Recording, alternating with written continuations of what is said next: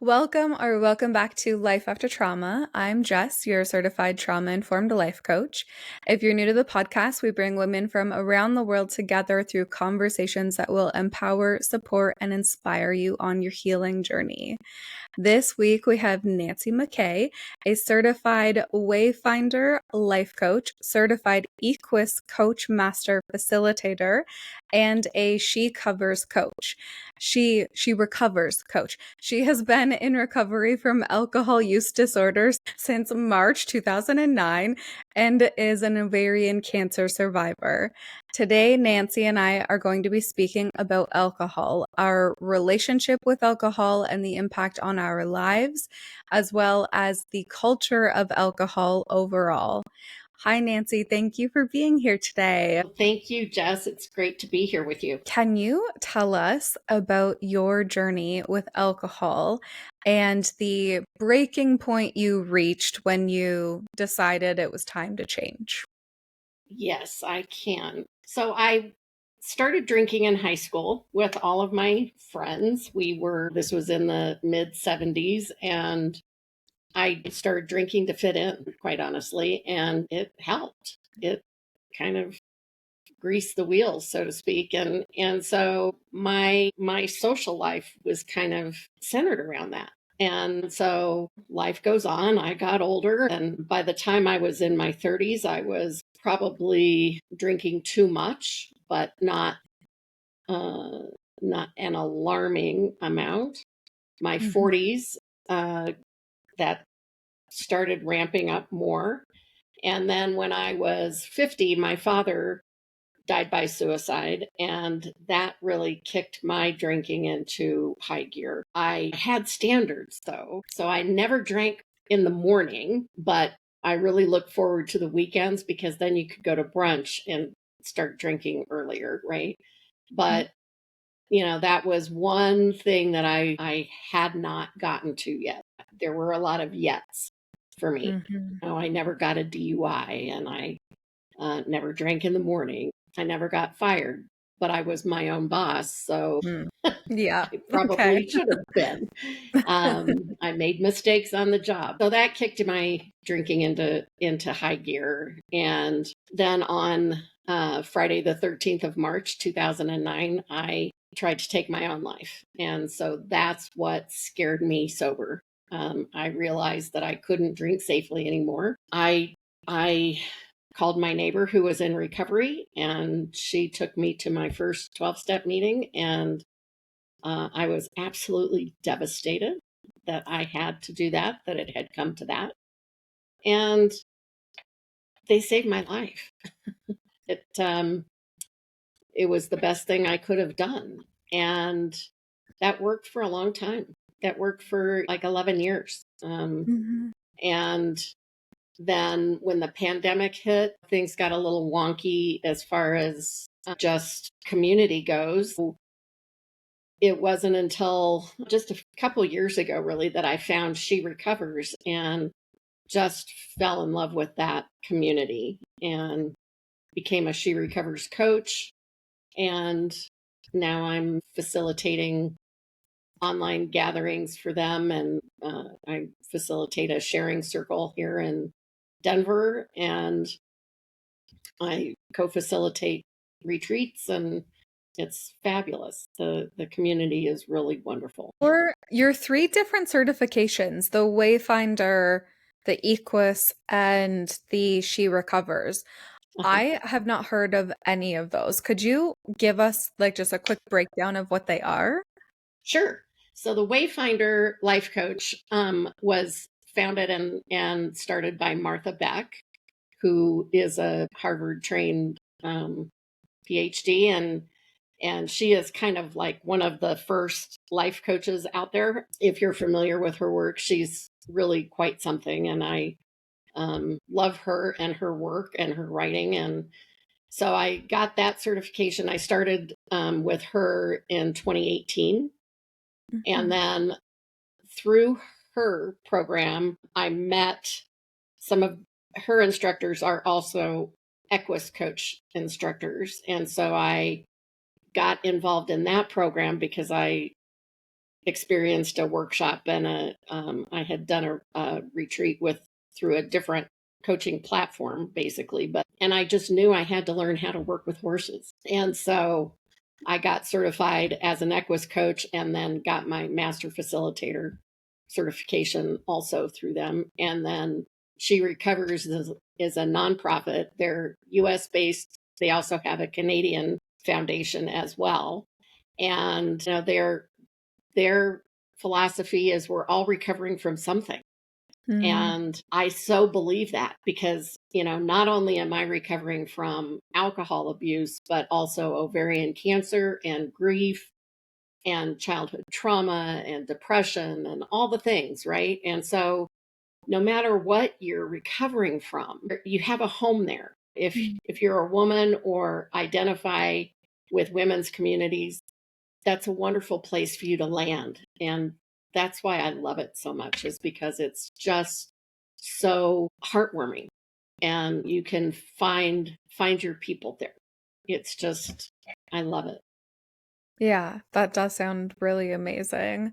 I love finding communities of women who have similar experiences and similar mindsets, and it really is a game changer. Like, Oh, absolutely. I don't know what I would do without those communities. The She Recovers community, my herd mates, all my horse people that I trained with and work with, and plus all the wonderful coaches and colleagues that I have in my work. It's something that I depend on, and mhm. women's communities are going to change the world. I'm just convinced of it. Yes, I completely agree. So, a deeper question.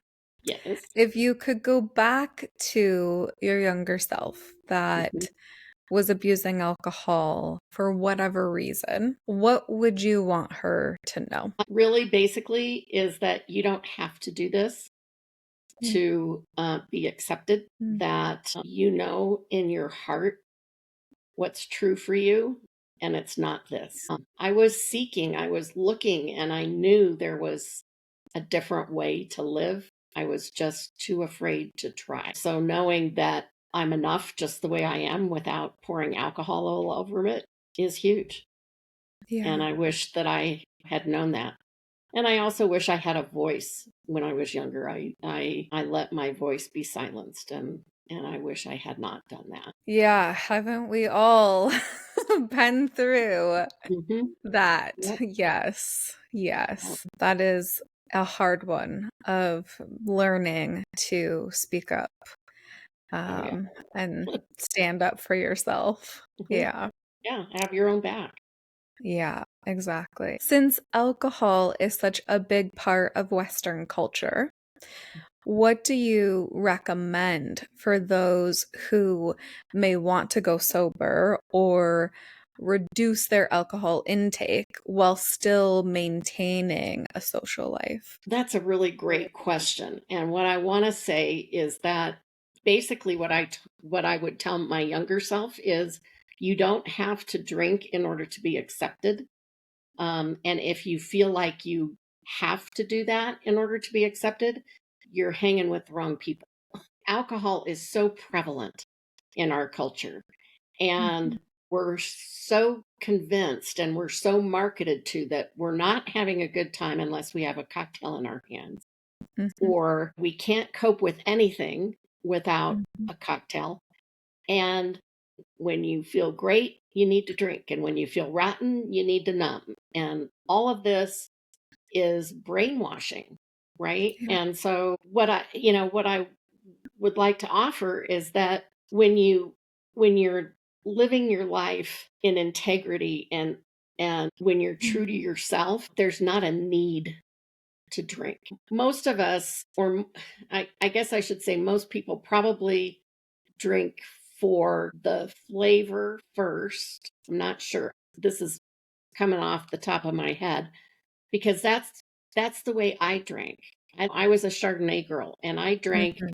for the taste of it. And yes, that first sip gave you that sense of relaxation, but after that, I really didn't care for the feeling of being intoxicated. I didn't like slurring my words and stumbling around.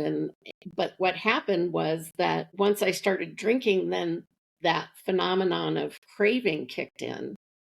Mm, And once that happened, then I continued drinking, right? It mhm. wasn't easy to stop at one or two, Yeah. right? And so for me, though, it was all about the flavor. I said when I was still drinking, if I could find a decent alcohol-free wine, I would drink it. And I still, I'm 15 years sober and I still haven't found a great non-alcoholic wine. So the search goes on. But so I think it's about being in tune with yourself, listening to your intuition, and knowing that if you're drinking to fit in, you need to find other people. It's so easy to get caught up in the routine of it, and Mhm. it's an addictive substance no matter how you cut it. It's You can't consume an addictive substance without becoming addicted to some degree. I'm not saying that everybody turns into a raging alcoholic, but there's that dependency that you become used to, that wine every night when you get home from work and whatever it is. It becomes a dependency. My journey with alcohol, I didn't start drinking until I was like of legal age. I was Mhm. very much like, no, it's illegal. I'm not doing this. And That's then, impressive. yeah. And then in like my early 20s, I did go out a lot and had a good time. And honestly, I don't have regrets about that. Mhm. But it got to a point where it wasn't so much my social life. It was actually, for me, it was being very miserable in my life. And Mhm. it was specifically my job that I had at the time. It was very stressful, long hours, and on top of all of that, I hated it. And I would come home at night, and it started out with one glass of wine after work just to let go of the day, and then it turned into having half a bottle every night, and I was Right. probably having like 3 bottles a week. And it was like, this has become a problem. Mhm. And so thankfully, I noticed it. I wasn't so addicted that I could not stop it myself. So Mhm. I just went like cold turkey. I stopped drinking for, I'm not sure how long, like a month, a few months, I don't remember. And then at the end of that time, I had kind of broken that habit. Mhm. And I wasn't really like itching to get back to alcohol. And I think since that point, my relationship with alcohol has been a much healthier relationship.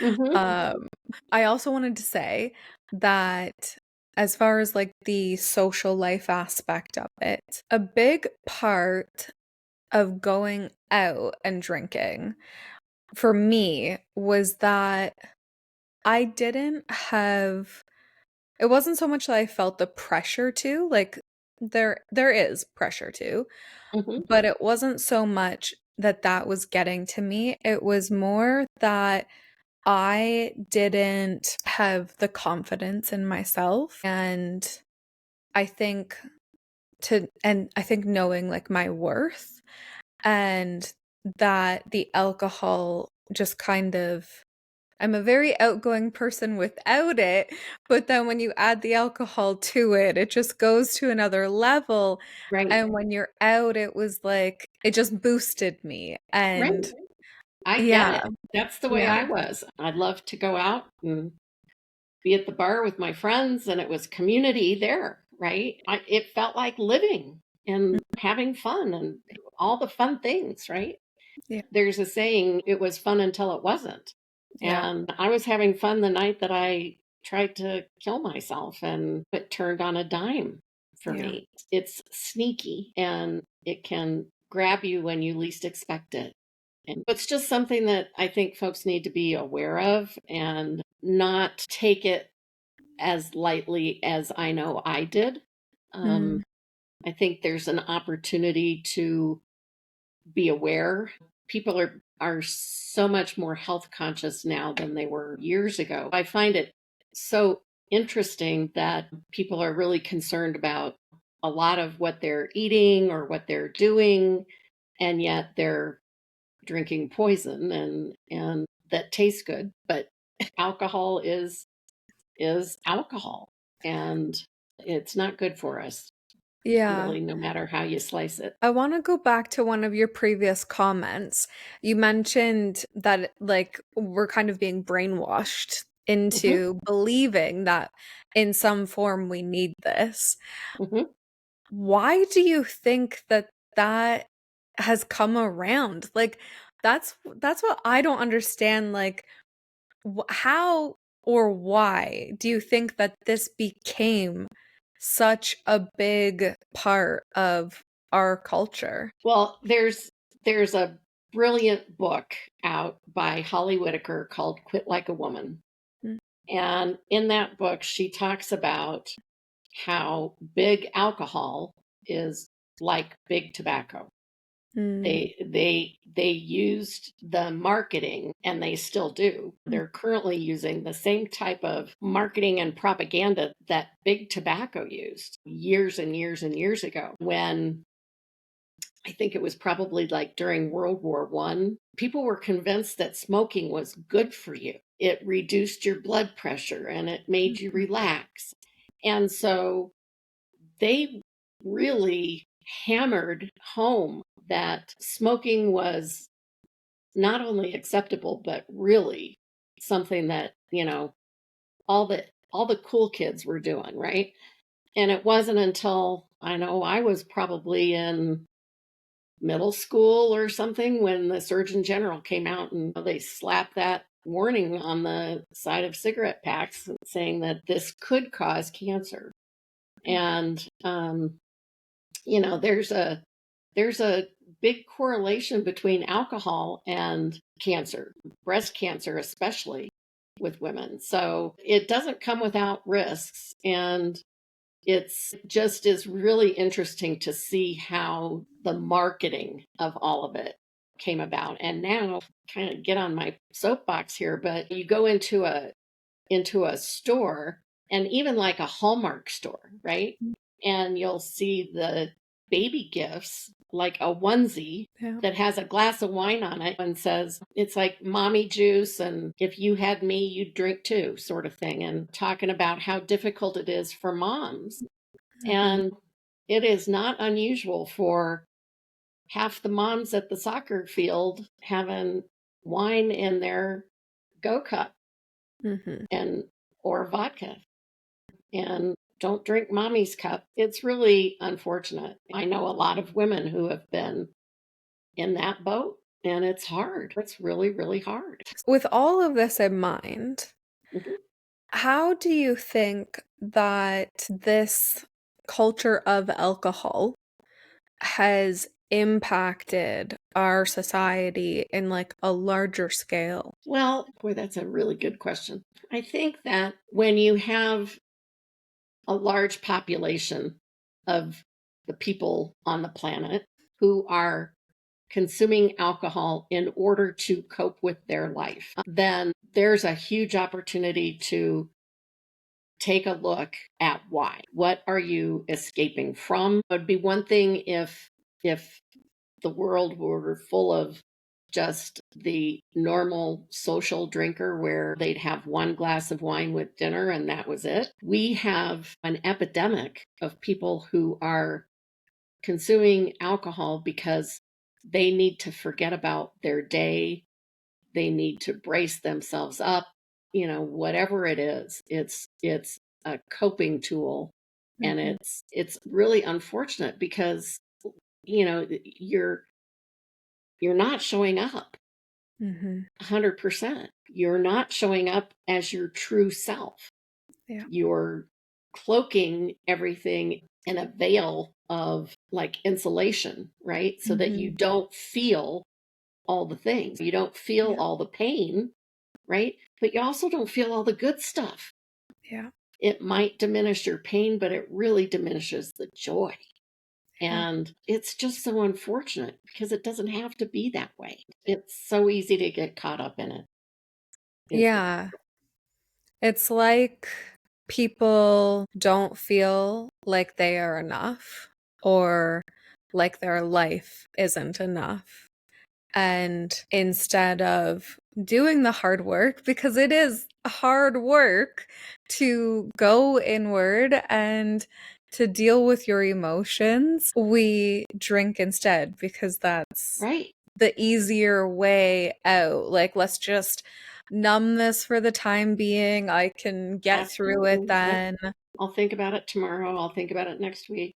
I remember vividly sitting on my patio, drinking Chardonnay and reading the Four Agreements.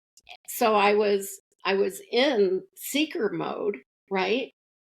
But I still had to have that buffer between me and discovering what was really underneath all of it.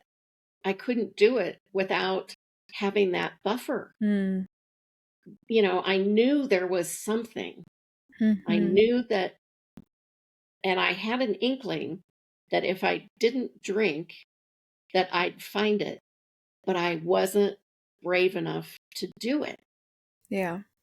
And so for me, when I attempted suicide, it was I call it, I was standing at the intersection of desperation and grace because it was so important that I get it. Yeah. And it took something like that to snap me out of it. I have the willpower of a gnat. I haven't done anything for 15 and a half years except stay married to my wonderful husband. I know that this is my truth Mhm. because I don't have to think about it much. Yeah. When I got cancer, it never occurred to me to drink. Mm. And even today, I didn't drink. So, Mhm. Yeah. So this episode's going to be coming out in a couple weeks, but for anybody who's watching today, the day we're recording is November 6th, the day after the election. So, yeah, yes. tough day. Yes, and I think there are a lot of people feeling that way. Yeah, yeah. Yeah. And here's the thing, you don't have to drink over it. It's not going to make it any different. It's not going to change the outcome. It's going to help you cope with it for a moment, and then it's going to make it worse. There's nothing that pouring alcohol over is going to improve. Yeah. It just isn't. Yeah. And And if you want to make a difference in yeah, you your can't do it drunk. community, exactly. Like we we need you sober. We need Right. you present. Yeah. Absolutely. Absolutely. You've got to have your Mhm. wits about you. So you can't be true to yourself if you're not of clear mind, right? Yeah. Yeah. Yeah. I want I mean, I think it's to, great if you can drink normally and have a drink and call it a day, call it good. That's great, yeah. but there's not a whole lot of people who can do that. Yeah. I was just gonna say I want to make sure that anybody watching or listening knows that this is not coming from a place of judgment. Like, Oh, absolutely not. not at Absolutely all. not. Not at all. I know that I can sound that way, but it's out of love and compassion that people understand that this is something that they don't have to do. And if it works for you, that's wonderful, Yep. you know. But if it doesn't, there's a different way, Yeah. and there's a lot of different ways. There's traditional recovery ways and there's non-traditional recovery ways and so, the thing that I find that's so wonderful about anything is the community that you Yeah. find with like-minded and like-hearted people. It's a hell of Definitely. a lot more fun. Yes.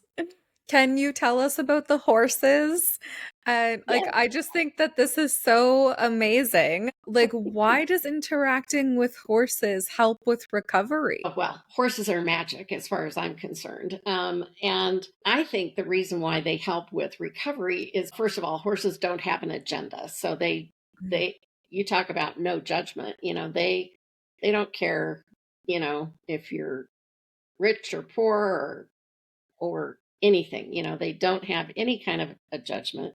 They mirror back what you're putting out into the world. So for instance, if you're struggling with alcohol, and hopefully you're not showing up with me and the horse under the influence, but if you're struggling, then the horse will pick up on that energy.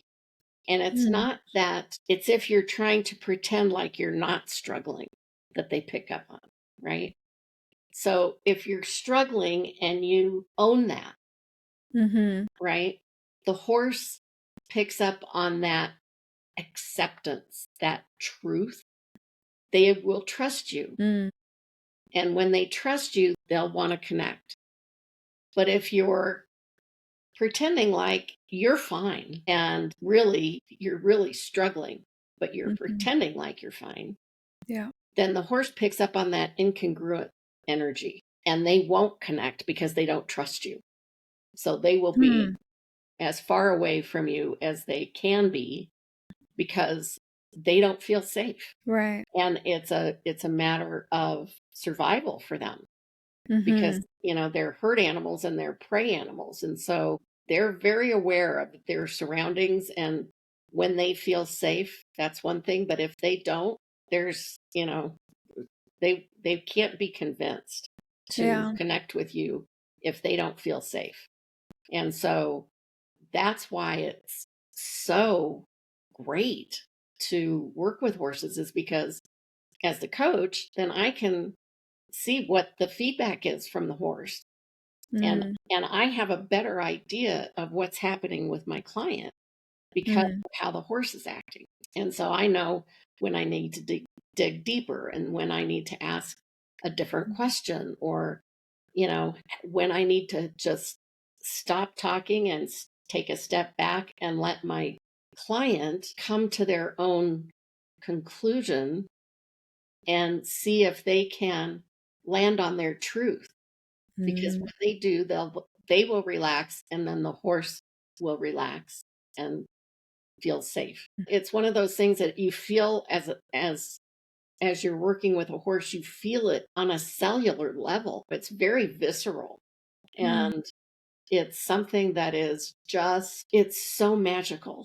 It's so powerful. I encourage your audience, if you have an opportunity to do any kind of equine assisted coaching or therapy or anything, do it, because it's mhm. it's so powerful and it's so effective.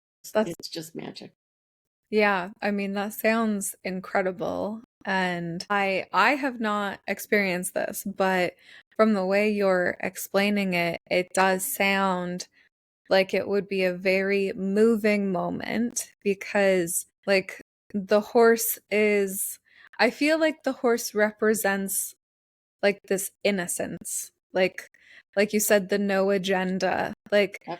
it's just this innocence and nature and it's like we're fighting that nature within us. Right. And so when we can finally come to terms with it, then you're able to connect. And Absolutely. that just sounds so beautiful. Yeah, it's really powerful. Yeah. And I just got to experience, last week I was in Arizona for our herd gathering, and we were in meditation, and this wonderful horse, Bernadette, Bernie for short, walked up to me during meditation and stood right in front of me for about 10 or 15 minutes and didn't Mhm. budge. She just stood right there. And I'll tell you what, I get chills just thinking about it. Talk about magic. Yeah. She knew that I needed her because I was having a tough day. Wow. And She just came and stood right there. That's amazing. Yeah, yeah, it was magic. So, for those who don't have access to horses, Mhm, whether by financial means or physical access or anything like that, mhm. is there an alternative option? And I mean, I know there are other ways of recovery. Maybe you can touch on those a little bit. Yeah, well, I work with my clients either on Zoom if they're not here in Denver. And unless we can work with a horse, this is the next best thing. And so I love meeting with people from all over the world. It's really easy to do. And I still feel like we have a good connection and it still feels powerful to me, even if there's not a horse involved. But when all the coaching I do is very custom for the client. It's just whatever the client needs in the moment. I fall back on my experience with it and Yeah. help people find their truth. Yeah. Well, and that in itself is huge. Like just finding your truth. Yeah. That I feel like that can be a life journey right there. Yeah. Yeah. I mean, it took me a long time. Mhm. Yeah. Took me a long time to find it. So, Yeah. yeah, I feel very lucky that I did. Yeah. I love everything that you're saying. Like when you mentioned previously that like being in your integrity helps to limit or like it eliminates that feeling of needing to drink. Right. And I can completely agree with that because I feel like that's for me, that's when I really was able to I mean, I did go through a phase of not drinking at all. Hmm. I do still drink now, but it's just socially, and like I mentioned before, it's a much healthier relationship with it, Right. and I didn't come to that place until I really, like, yeah, found my truth. Yeah. And examined your relationship. And that's what it's all about, really, is Yeah, is looking at your relationship with alcohol, yeah, just like it is with anything, right? Your partner or your job or whatever. We have these relationships with things. And if you can look at it like, how are you, alcohol, affecting me? How do I show up when you and I are in relationship? How do I manage? How do I yeah, feel the next day? Am I full of regret or shame or anxiety? Am yeah, I exhausted because I don't sleep because the alcohol prevents me from sleeping well? It's a myriad of yeah, things that can affect you in different ways. So if it's a healthy relationship, great. But if it's not, there's a different way. yeah. And it's not so bad. It's great on this side of it. It It really is. is. Yeah, it totally is. Like, well, and I was gonna say previously, it's also like, do you like the person that you are when Exactly. alcohol is involved? Right. But there have been many, many times where I have gone out with friends to a bar and had zero alcohol because I didn't feel like drinking that night or Hmm. whatever. And I can still have a good time without it. Like, Right. yeah, and Right. I think, like I had mentioned previously, I think that part comes back to having that confidence in yourself, which ties in also to that confidence comes along with knowing yourself. Right. Yeah. Absolutely. Absolutely. And I used to think, well, I'll never have fun again. That's it. I've used up all my fun tickets. And and that's not true. So I'm here to tell you that you still can have fun and it's never too late. No. And in fact, if I am being completely honest, I usually have more fun when I'm not drinking Right. because even at the bar, because I can just be myself. I Right. don't have to like worry about like, oh my God, do I sound really drunk? Like, did I Exactly. just come across like an idiot Yeah. because I'm slurring or whatever. Right. And also I get to wake up the next morning and have a normal day. Right. Feel good and not worry about, did I say anything? Did I do anything stupid last night? Oh Yeah. God. Do I owe I anybody an remember apology? exactly. I remember going through that phase. Again, this was mostly in my early 20s, but like in the morning, the first thing I would do is open up my Snapchat and go through all of my stories that I posted, being like, what happened last night and what Mhm. do I need to delete anything? Like, yeah, Oh yeah. Well, yeah, I'm very lucky that social media was not in existence when I was drinking. So that wasn't an issue. yeah. That was always the panic is like, oh my God, what did I post? Right. Exactly. Yeah. Yeah, yeah. Yeah. Or who did I message? Mhm. Yep. Who did Yeah. I drunk dial? Yeah, exactly. So, Nancy, do you have any final thoughts or advice for us? Oh gosh. It's just recovery is a great life. And no matter what it is that you're recovering from, if you can find a community of like-minded and like-hearted women or men, depending on what your community is, but if you can find people who are on the same path as you, um, gosh, it's just so much richer. It's so much richer of a life. And I wouldn't trade this for anything, not for anything. So don't be afraid. I think that that's one of the things that is hard for people is I know I didn't have too many role models. Their Mm. recovery wasn't as talked about as it is now. There's still stigma, but it's becoming less so. If I had known then what I know now, it would have been so much easier. And working with a coach is really a great way to go about it, because they can tap you into all the resources and the communities and all the things, and you get to learn that you're not in the boat by yourself. Yeah.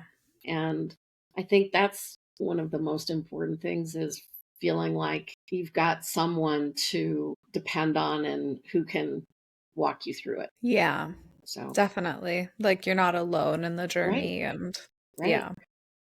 Yeah, definitely. Well, thank you so much for being here Oh, you're so and for welcome. Thank sharing you all of for this. having me. Yeah, of course.